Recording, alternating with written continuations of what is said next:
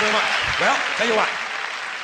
Now, to balance the scale, I'd like to talk about some things that bring us together. Things that point out our similarities instead of our differences. Because that's all you ever hear about in this country is our differences. That's all the media and the politicians are ever talking about, the things that separate us, things that make us different from one another.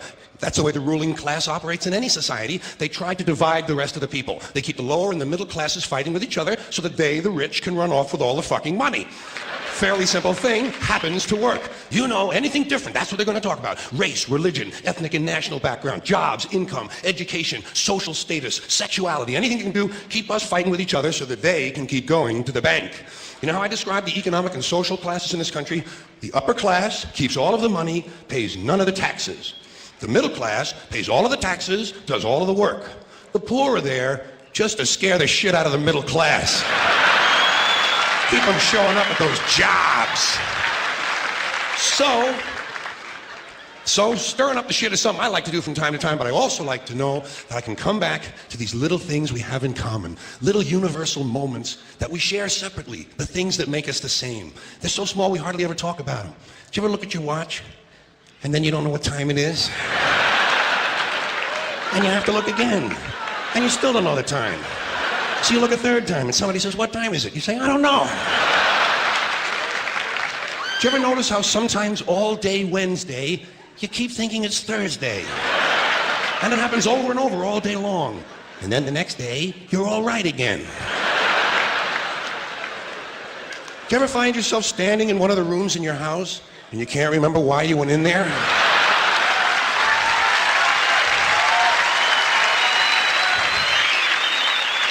And two words float across your mind: Alzheimer's disease. You ever been talking to yourself and somebody comes in the room and you have to make believe you were singing? And you hope to God the other person really believes there's a song called "What Does She Think I Am? Some Kind of Putz"? Little experiences we've all had. You ever been sitting in a railroad train in a station and there's another train sitting right next to you and one of them starts to move and you can't tell which one it is? How about when you're out on a small boat on a windy day? You ever been out rocking back and forth for 3 or 4 hours trying to keep your balance, rough seas, little boat, then you get back into the shore and you're standing on the dock and you can swear there was something inside of you that was still out there rocking. Did you ever try to pick up a suitcase you thought was full, but it wasn't? And you go, "Ooh." And for just a split second you feel really strong. How about when you're looking through a chain link fence? Do you ever notice if you're just the right distance from a chain link fence, sometimes it seems to go, what is that? How do they do that?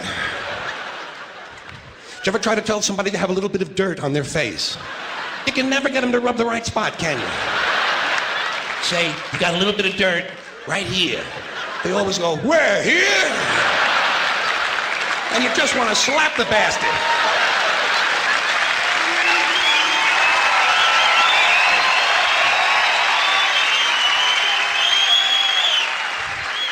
Do you ever notice how awful your face looks in a mirror in a restroom that has fluorescent lights? Every cut, scrape, scratch, scar, scab, bruise, boil, bump, pimple, zit, wart, welt, and abscess you've had since birth all seem to come back at the same time. And all you can think of is, "I gotta get the fuck out of here!" Do you ever notice sometimes when you're walking with your arm around your date, one of you has to change the way you're walking? Men and women don't walk the same. One of them has to change. Either the man has to walk like this, or the woman has to walk like this. Joey, how are you? How about when you're going up a flight of stairs and you think there's one more step? And you go, and then you have to kind of keep doing that, you know? So people will think it's something you do all the time. I do this all the time. It's the third stage of syphilis. Same thing happens when you're going down the stairs. You could swear there was one more step. Holy shit. My hips are in my chest.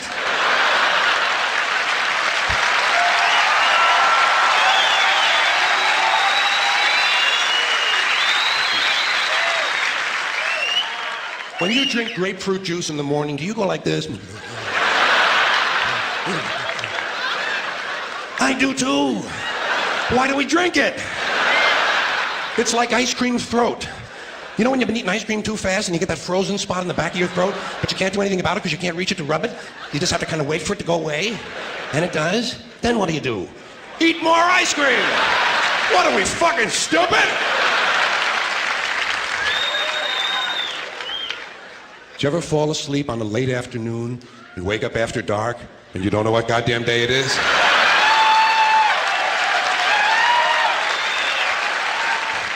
Like when you have your head on a pillow. Do you ever notice when you have your head on the pillow, if you close the bottom eye, the pillow is down there. And if you switch eyes, the pillow moves up there. Whoa, holy shit, Dave, look at this. The mystery of the moving pillow. I think it's related to the chain link fence mystery myself.